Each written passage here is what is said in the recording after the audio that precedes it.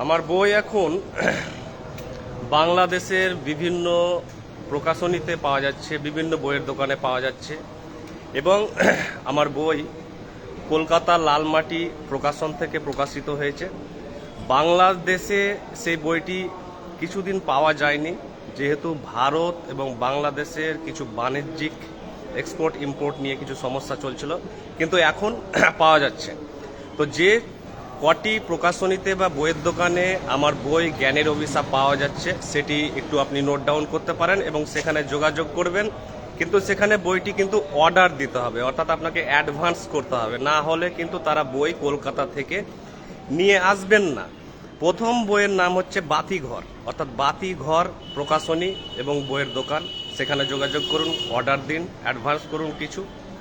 দ্বিতীয় হচ্ছে প্রথমা কথা প্রকাশ, আরেকটি হচ্ছে বুক অফ বেঙ্গল। এই চারটি বইয়ের দোকানে আপনি যে কোনো একটি বইয়ের দোকানে আপনার সুবিধা অনুযায়ী যদি আপনি সেখানে অর্ডার দেন বা অ্যাডভান্স করেন, তাহলে তারা কিন্তু কলেজ স্ট্রিট কলকাতা থেকে সংগ্রহ করে নিয়ে যাবেন এবং আপনি পাবেন।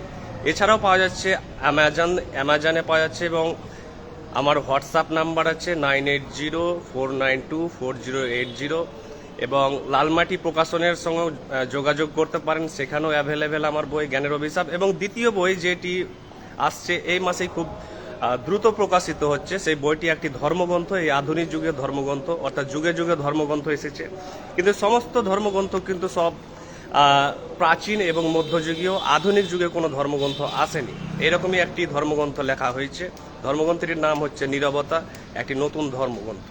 এবং এই ধর্মগ্রন্থটি একটি বিভৎস ধর্মগ্রন্থ এবং অসংখ্য জিনিস এখানে পাবেন, অসংখ্য জিনিসের উত্তর, যে উত্তর কিন্তু আপনি কোনো পুরনো বা প্রাচীন মধ্যযুগীয় ধর্মগ্রন্থে পাবেন না।